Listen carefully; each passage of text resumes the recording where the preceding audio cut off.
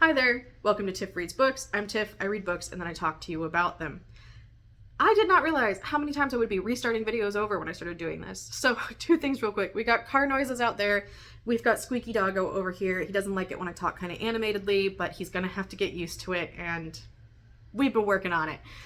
He is a border collie, so he likes to be right next to me. Here he is for the dog tags. He likes to be, sorry about that if you've got a little vertigo going on that. He likes to be right next to me because he's a border collie and that is his thing. So eventually he will learn as time goes on that this is a normal thing that I do. So, disclaimers aside, I have some stats for you from 2023. I thought we would just put the cork in it and get it over, and I want to tell you all the numbers because I love numbers. So I went through both Storygraph and my Excel spreadsheet that I made so that I could give you numbers that are a little bit more accurate to my opinions on things and kind of a little extra things that I like to calculate that I decided to track this year. So let's start with the big numbers. I read 122 books this year. That is a lot of books and a lot of books for me. I have never read out of my teenage years that many books in a single year. I don't even know if I read that many books in my teenage years when I was reading constantly, like always like walking around like this. I don't know if you heard that, but that's how I'd walk through my house, like reading. So, and I don't even think I read that many books back then. So this is a lot. And I'm going to say real quick that I read a lot of audiobooks. And I know that for some people that can be really controversial. Is it really reading? It is reading, 100%. And the only reason I'm telling you that the reason that I read audiobooks is because I spend a lot of time in the car is because reading audiobooks in the car is what got me back into being obsessed with reading and being interested in the form of a story that you get solely in a book. It's different than you get from a podcast. It's different than you get from a TV show. It's such a different and like special form of storytelling that it just made me want to start consuming again. And we'll talk about in the different ways that I consumed later on when you talk about consumer stats. So I read a lot of audiobooks and they're valid. If you just read audiobooks, even just because you just want to, that's valid reading. So don't let anybody tell you otherwise. I've had this argument with so many people in my life and don't let them tell you that it's not reading. It is 100% reading. Okay, so let's now talk about the breakdown. 68 of the 122 books were audio. That was 762.5 hours of listening to people tell stories. Amazing. Of the 54 physical things I could hold in my hand and read with my eyes books were 33 that were print, and that was either hardback or paperback, and 21 were digital. So a fair spread. The majority of my physical books were between 300 and 499 pages with an average of 338 pages. So it's a pretty decent sized book. For audio, my average were between 8 hours and 16 hours with an average of 11.2 hours. So that's a middle-sized book. My average days to finish a book were 5.42, so some took me longer and some took me shorter. For authors read, the most author I read was Stephen King. I read 16 Stephen King books, and you can see every single one of them in that video that I did if you are so inclined to hear my opinions on everything that I read for Stephen King. I also read 6 Rin Chapeko books. They're a new author for me. I'd never heard of them or read anything from them, and I happened to pick up a book that was free on Audible and then kind of really fell in love with them and ended up reading 7 books. Another one, again, was T. Kingfisher. I'd heard a lot of things, and then there was a free book on, got a Libby book. So, and then I have also done a couple of audiobooks from them, from her. And so I read 6 T. Kingfisher books this year. 2 DNFs, which I'll talk about at the end. I didn't get a chance to do this, so I'll just say they were Juniper and Thorn by Ava Reed and Blood and Gold by Anne Rice. And when we look at, now we're going to look at like breakdowns of diversity of things. So if we talk about age category diversity, I did read 20 YA books this year. I had never read a YA book before. The YA massive popularity that started with like Hunger Games and things like that happened when I was in my early 20s.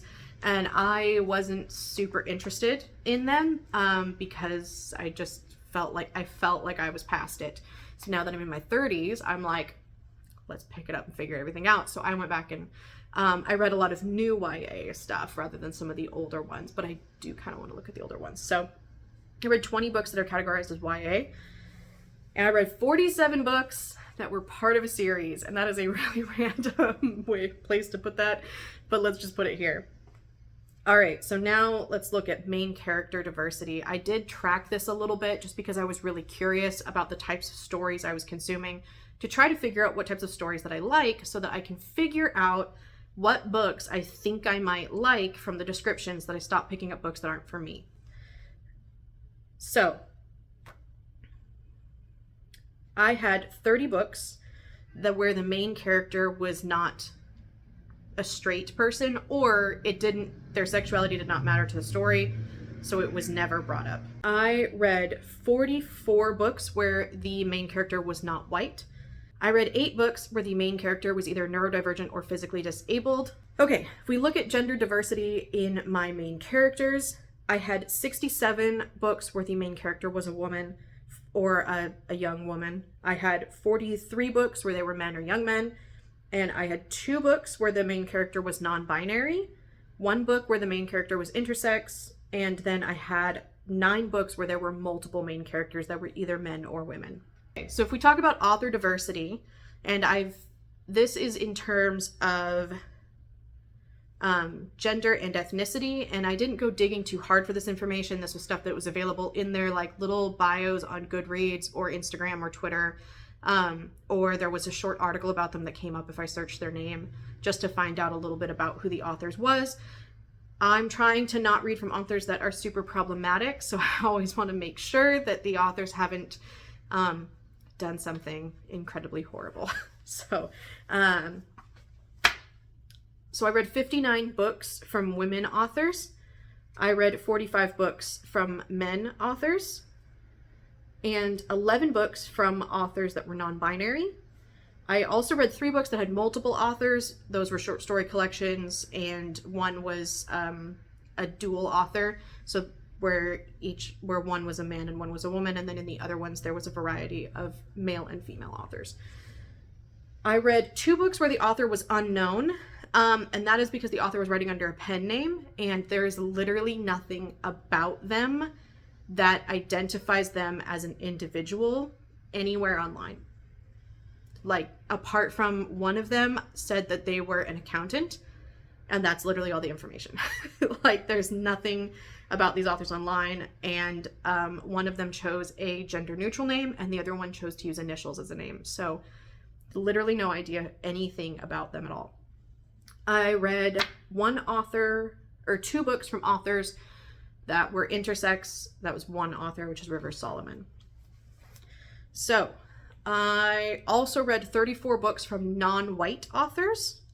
So a little bit of diversity in there that I'm working on including more, and trying to get more diverse voices, because I think when you really get a really diverse voices in your stories, you get diverse stories and different perspectives, and it's really nice to step outside of your bubble and see something from somebody else's perspective. So I try to read from different voices, and I've really enjoyed that this year so far. The oldest book that I read this year was from 1820. That was Sleepy Hollow. The oldest non-classic book that I read this year was from 1975, and that was Salem's Lot by Stephen King. I read 25 books from 2022. That was my biggest year of books, and I think that's because in my 23 and 23, I picked a lot of books that were published in 2022. So I ended up reading a lot of books that were popular last year.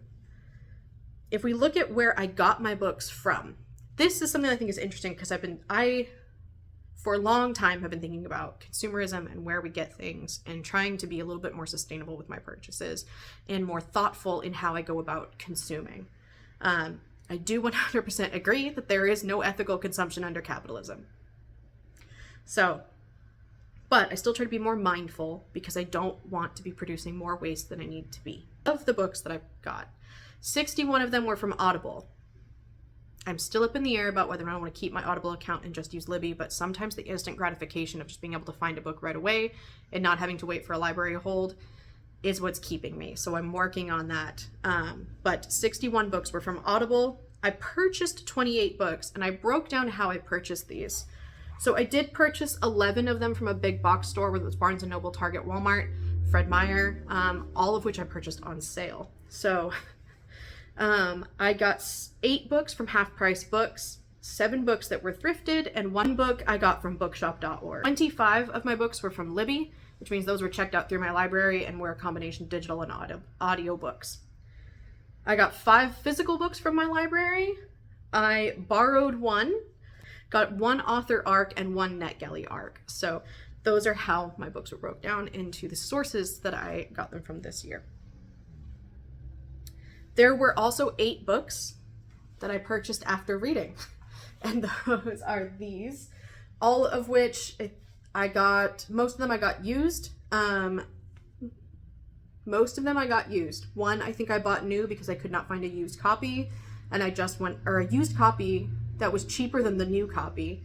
So after I bought that one, that was this one, I went ahead and I went to bookshop.org and pre-ordered 2 books to give the money to my local bookstore for the 2 pre-orders. So book math. All right. There was 1 purchase book that I DNF'd. There were 4 books that I purchased that I didn't read, which I think is pretty good. Out of 28 purchase books, I read all but 4. And then I had 1 book that I won from a giveaway that I got at the end of the year that I did not read yet, and 1 book that was gifted over Christmas that I have not read yet. This is gifted. I don't think this is one I would have bought for myself, but I'm happy to give it a go if someone gave it to me. I have 2 books from my most surprising. This one was super surprising to me in a way. Okay, so I picked this up because it was described as, I think it was a YouTuber recommendation, and it was described by Leonie as no plot, just vibes. And I am big on character development and like atmosphere, and I can handle a low plot book as long as the characters are good and I care about them. Then I can just watch them do things and I'm fine with it. So I picked up this one and I'm so glad that I did. But I was surprised I liked it because this is more of a almost historical romance with some magical realism, and the synopsis does not actually do it justice. So this is one that I didn't think I would like, and I did end up liking. This one, I actually read it on Audible, and I figured out I got it from a quiz. The quiz was like, what free Audible book should you read next? And I was like, all right, let's see. And it said this one. And I was like, I'll give it a go. This is a literary fiction, essentially, with some magical realism elements. And it just worked for me. I have gushed about this book. It's a love letter to the Pacific Northwest. It's incredibly lyrical. It has both Salish and Irish Gaelic language in it. It has a talking bird.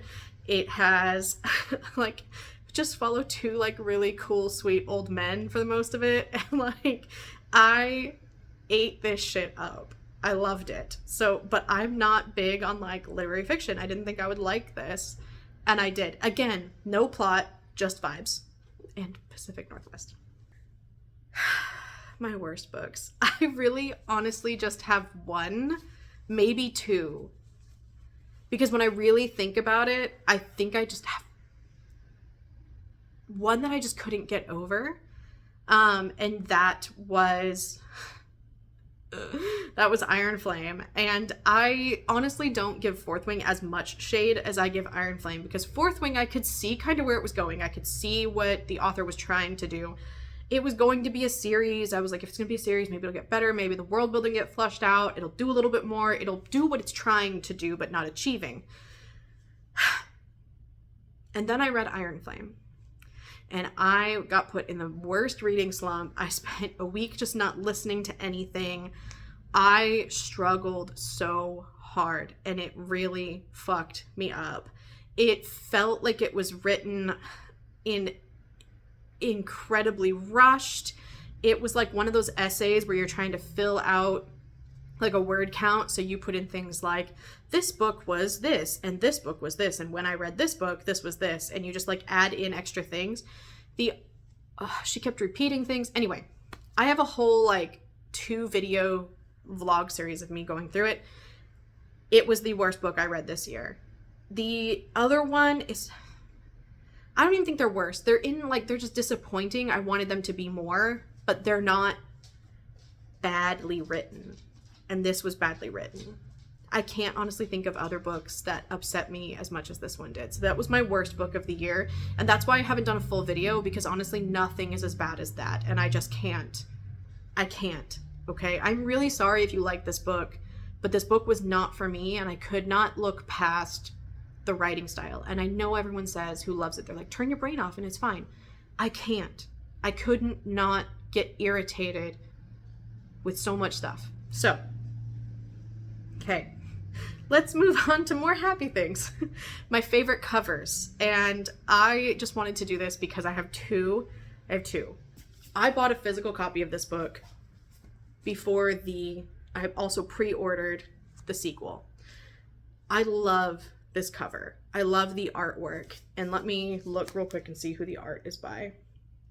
This is by Ashley Mackenzie. So I'll put their name up here. This art is by Ashley Mackenzie, and I love the vibrance of it. I love the movement in it. I love this cover so much. So this one I bought. I read it on Libby, and I bought it because I liked the book and I liked the cover.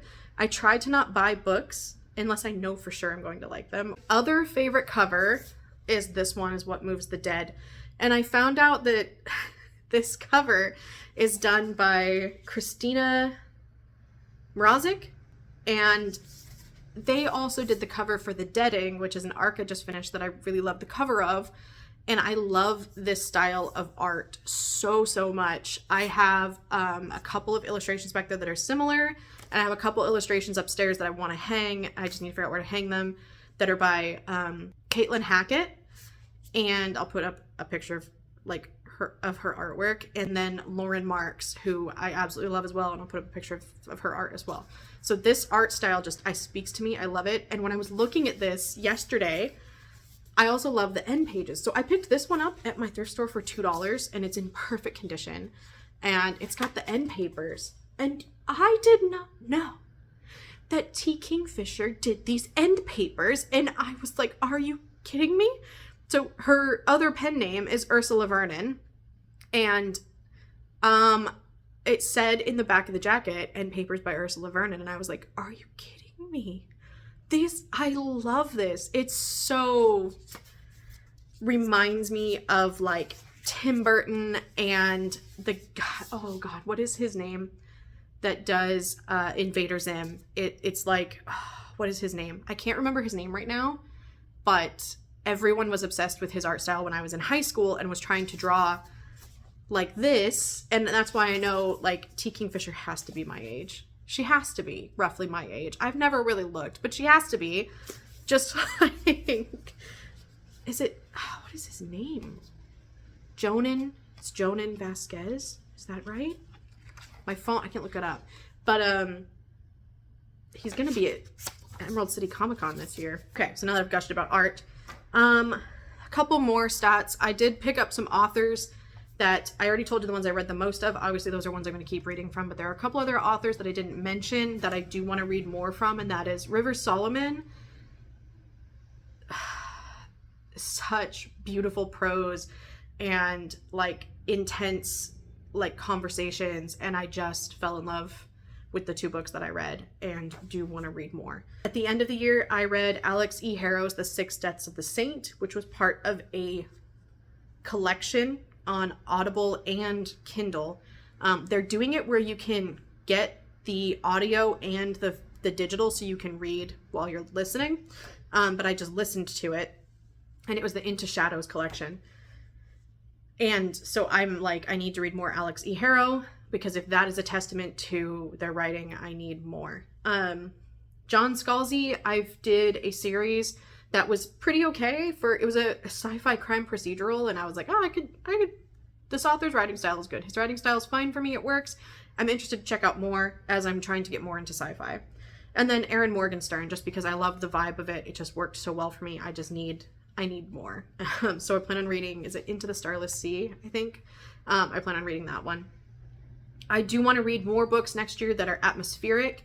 I did realize I really like books that have a sapphic. If there's romance that it's sapphic, it just feels so less toxic. I'm sure there are toxic sapphic ones, but it just feels, all of the ones that I have read are just so much more joyful and less stressful than traditional heteronormative romance elements. So I enjoy those more. And books that are character driven. I really love character driven stories, and I just really sealed that this year, that I need characterization over plot. I don't care how good your plot is if your characters don't mean anything to me. And that's part of why I hate The Great Gatsby. That's probably my other least favorite book of the year, to be fair.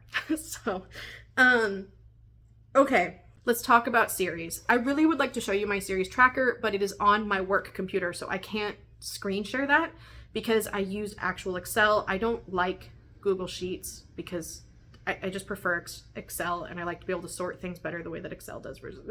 It's not important nerd shit, so I can't show you. But my spreadsheet is heavily inspired by Literary Diversions. She put hers up for all of us and walked us through it and explained it, and I was like, okay, I'm gonna try that for this year and see if it works for me. And I've done a couple little tweaks, but mostly it is hers. So check out her video on her series tracker if you want to see how she does hers, because it worked really well for me. So I started or continued in 36 series this year. 10 of those I am still actively reading. Because I did catch up on 5. So actively reading means there are still books out that I am trying to read. Caught up means I have read every book that is published, and that is 5 of them. But there are 5 series, and those series will still have more books to be published that are due out. I have 6 series that I completed, which means every book is published. There will be no more published unless the author does a Jacqueline Carey and 12 years from now publishes another book. So I've read every book that is out. There are 6 of those. I have DNF'd 11 series. I won't be continuing. I won't be picking them up. They just did not work for me, and I won't be continuing them. I temporarily DNF'd 5 series. And that means, for me, I started it because it was free on Audible, and the last book they want me to pay for. And I'm not using my credits for that. So if I find the book on Libby for free, I might finish it, but I'm not actively looking for it. I'm prioritizing others above it. But if there comes an opportunity, it's fine. I won't say no, but I'm going to put it low on my priority list, and I'm not going to be devastated if I don't finish it. That's what I consider a temporary DNF, with the exception of Ursula K. Le Guin's The Left Hand of Darkness. I just need to be in a better place to pick that back up, where I can actually sit and focus, because I was struggling to focus, and you need to focus in that style of book. Okay. The longest series that I am actively reading is The Discworld, which has over 41 books. And I've read 4 of them. 3? Oh my god, I've only read 3. Yeah, so, Discworld. Yay. I love them, and I don't really care. I'll pick them up and read them. I'm not have to finish this series, but I need a Terry Pratchett every now and then. The second longest series that isn't The Discworld is the Mercedes Thompson series, which currently has 14 books published, and I believe there's more planned. So I am still actively reading this one. It's not high on my priority list, but I have read 3 books now from that series, and I do enjoy it. I find it fun. For the most part, it is thought-provoking, and it's dark, and it gets better written as it goes on. So it is very 2000s. So, but my boyfriend loves it, and I said I would read it, and I am a little bit hooked, but not oh my god, I gotta finish this series. It's the same reason I'm reading Kushiel's Dart, is because of him. So those are all my stats for 2023, and I don't plan on trying to beat any of these goals or do any of these things this coming year. I just want to read more from those authors that I did like, find new authors that I like, and just enjoy reading and talking to you about books. So thanks for sticking this out with me, and I hope you enjoyed this. So it feels weird to not be talking about the books that I read and just about the numbers, but I thought I would give it a go, and I will see you guys later this week with something else.